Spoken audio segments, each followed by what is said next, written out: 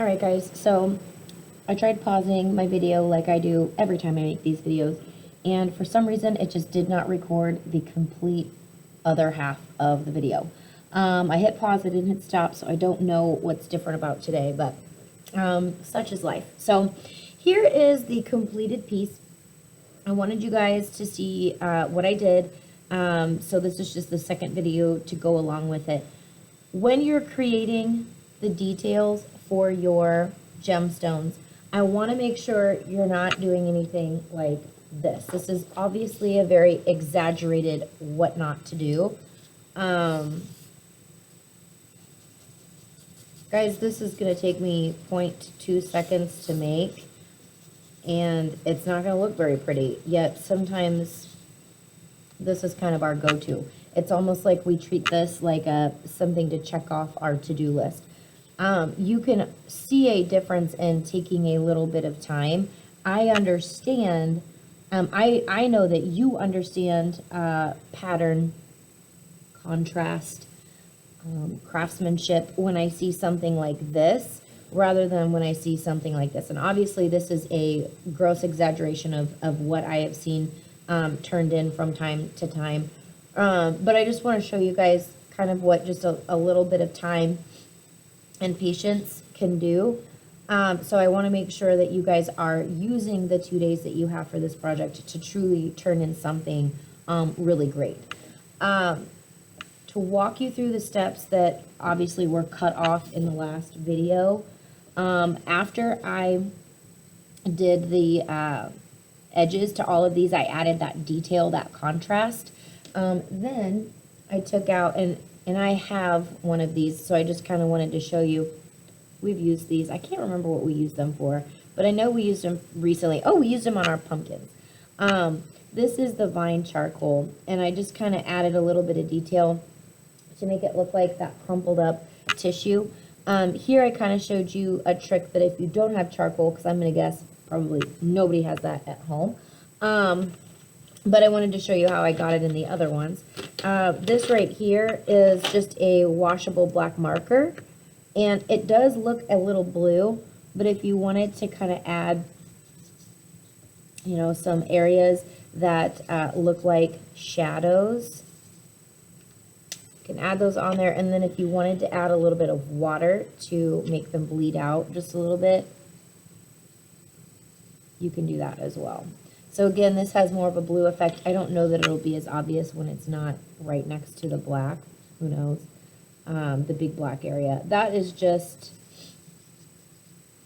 a black marker that I colored in. It is not an extra piece of paper.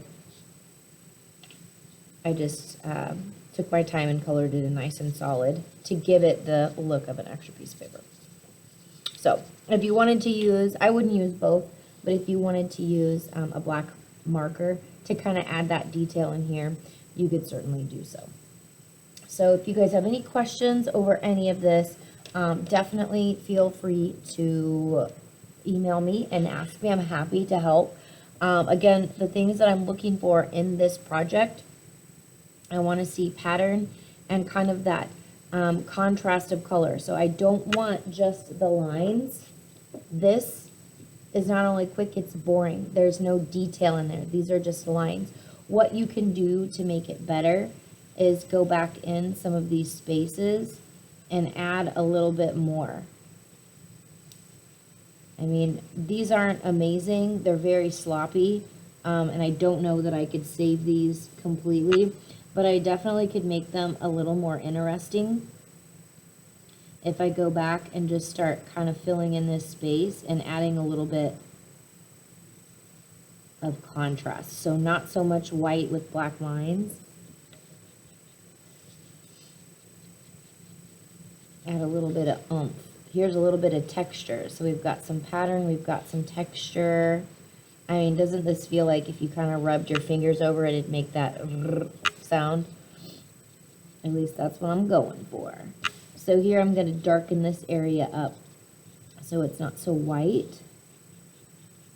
And I know this is something I did on my other jewel too, but I'm just trying to fix this area that originally I did really sloppy for you guys to see really quick.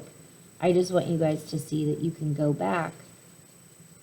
You don't always have to start all over, and even though it won't be perfect, it might be better than it was before. So already this is looking better. It's not wonderful, but it's already starting to look a little better. So don't be afraid to go back if you started with Sharpie thinking, oh yeah, I don't want to do this in pencil first, I'm going to do this in Sharpie, and you messed up. Just kind of keep adding to it and see if there's something you can adjust to make it look a little nicer. So again, adding more contrast with black. If I could even fix this line. It's already looking better, guys, and I obviously didn't erase any of it.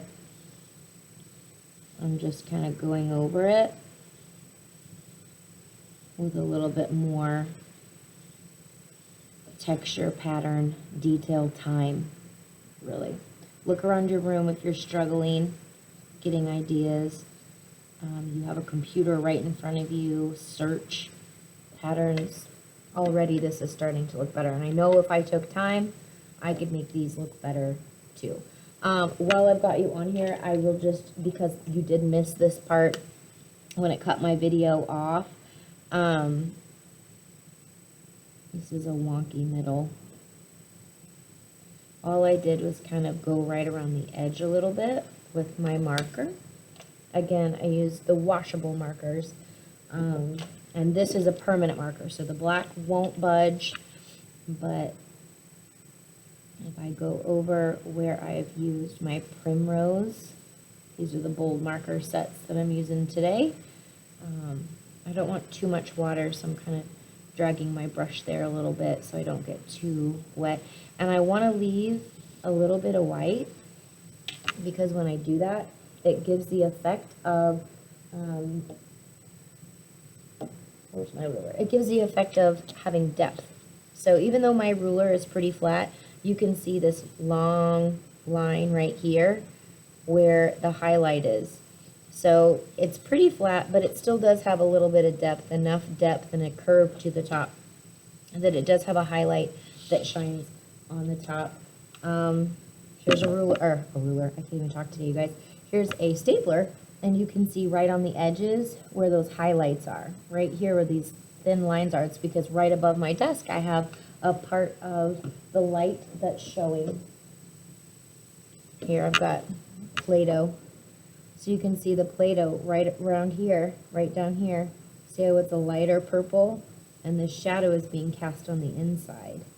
So because there's a little lip to it, so you can kind of see the lip, especially when I twist it around, you can see those highlights move, just depending on what part the light is hitting the top of this. So that's kind of what we're going for here. So I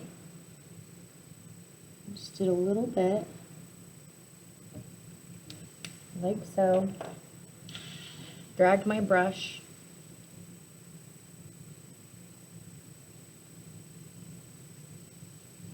and I kind of activated this little patch of color right here. I like to kind of clean it off.